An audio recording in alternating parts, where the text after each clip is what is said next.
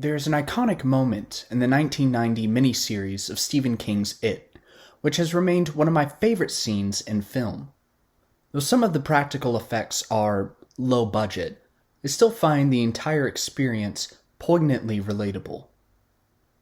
Richie Tozier arrives at Derry, Maine, which, in the story, functions as a kind of return to one's own childhood trauma. Richie is set to reunite with his childhood friend, Mike, and they are supposed to meet in the library. However, as Richie waits for Mike in a space he used to visit as a child, Pennywise appears and begins to cause havoc. The thing that sticks out to me about the scene is how Pennywise's antics and threats are so prevalent and all-consuming to Richie. The entire library space is littered with balloons that explode into blood. The room is permeated by Pennywise's taunting threats and mocking laughter. But the truly horrifying detail is that only Richie can see these phenomena. No one else in the library notices that the walls and floor are covered in blood. Richie feels like his life is in danger, but no one else seems to notice. And they can't figure out why he's acting so strange in response to these threats that only he can see and only he experiences.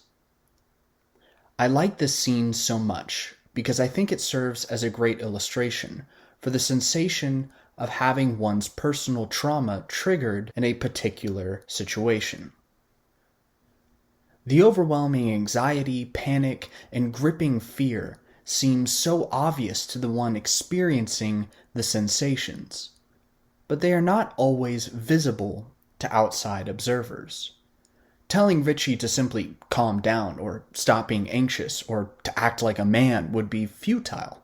Sure, it is a psychological phenomenon that not everyone else in the room has access to, but that doesn't make it any less real. Over the years, the term triggered has become somewhat polarizing.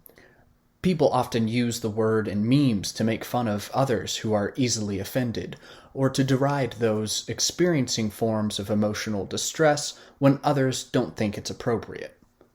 But I personally think that the conflation of easily offended with triggered is an unhelpful and unfortunate development within our culture. I used the word triggered a lot in my last video on why commercial media upsets us, and I don't plan on giving up that word anytime soon. It took me a long time to be comfortable even using the word to describe some of my own symptoms and some of my own personal experiences, because I was afraid that others would perhaps mock me as being unmanly or weak or too easily offended. But now that I've claimed this word for myself, so to speak, I found it tremendously helpful. So in the rest of the video, I'd like to explain what I mean by triggered and why I think it is distinct from being offended.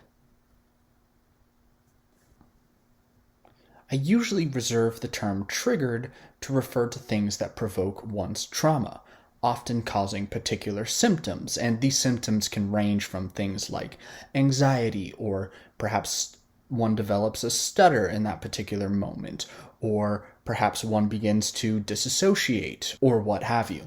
Trauma can vary from instances like a veteran struggling with PTSD, or victims of abuse, or victims of repeated discrimination like racism, sexism, or homophobia. The feeling of offense, however, I think is slightly distinct. To be offended is to feel a sense of disgust or offense at morally objectionable material. Sometimes these two sensations overlap, but in other times, I think they are distinct. For example, even though I am a white man, I find negative and harmful racial stereotypes in perhaps something like an old movie to be morally objectionable and hence offensive. But they do not trigger any personal trauma for me because I've not had personal experiences of my own related to that issue. I simply object to them because I do not like seeing other groups of people bullied or made fun of in racist ways. However, perhaps a person of color who has experienced the violence of racism in their own life might find the material both offensive and also triggering based upon real threatening situations that they have previously experienced. Likewise, one can be triggered without being offended. Loud explosive noises of something like fireworks might trigger a veteran with PTSD, but they would probably not be morally offended by fireworks in themselves. I think it's important to have the language to be able to discuss one's experiences and to articulate these distinctions because they can be conflated with one another in popular discourse and even used to shame people, such as dismissing people who are suffering from trauma-related symptoms by calling them liberal snowflakes or something like that. It is okay to be triggered. It is okay to be offended. That's part of life, and those reactions are often outside of our own control. But we can learn how to respond to them in healthy and positive ways that integrate our pain in a manner that makes us a stronger person. I know that in my last video I promised that I would be discussing practical positive responses in this video, but I thought I would take a moment to go ahead and explain the difference between triggers and offense, and I thought I would make it its own video so as not to take up too much time in the next video. But in my next video, I am going to lay out ways of fostering those types of healthy responses to forms of media or what have you that contain triggering or offensive material. But for now, I will provide a couple of points of practical advice. First, if you are dealing with trauma-related symptoms like triggers, I do think that finding a good therapist is beneficial. Going through a healing process with a trained professional can be very beneficial, and it can help mend some of the deeper wounds that might be causing one's triggers. Another practice that might be helpful is keeping a PTSD journal. This allows you to write out all of your feelings and express your pain in a way that many experience as being very cathartic.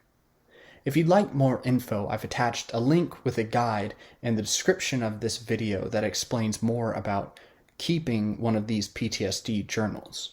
That might not be for everyone, but you can check it out and see if it helps. And finally, there are helpful and free resources online. There's an amazing channel right here on YouTube called Trauma Talk. The host is a wonderful person who talks openly about her own struggles with trauma, and she provides some amazing help on how to understand and process triggers. I will also include a link to her channel in the description. And if you want more, be sure to keep your watch out for my next video. Mind you, I do not claim to be any sort of professional on this matter, but rather I am speaking out of some of my own personal experiences, and I am trying to bring together some of the artistic and theological resources that I've discovered in my own life that I have found to be personally beneficial in dealing with these topics. And so I hope to be able to provide them to you, and hopefully you will find them beneficial as well. In the meantime, I will leave you with the lyrics to the song A Sovereign Fortress by the band Antestor. It is an adaptation of Psalm 71, and it has been a source of personal comfort for me over the years. The lyrics are as follows. In you I have taken refuge. Never let me be put to shame. As you are righteous, rescue me and save my life. Hear me and set me free. Be a rock of refuge for me, where I may ever find safety at your call. For you are my towering crag and stronghold. O Lord, keep my life safe from the wicked. You are my hope, O Lord, my trust, O Lord, since boyhood. From birth I have leaned upon you, my protector since I left my mother's womb. Thank you so much for spending this time with me, and I hope you have a wonderful and blessed day. Until next time.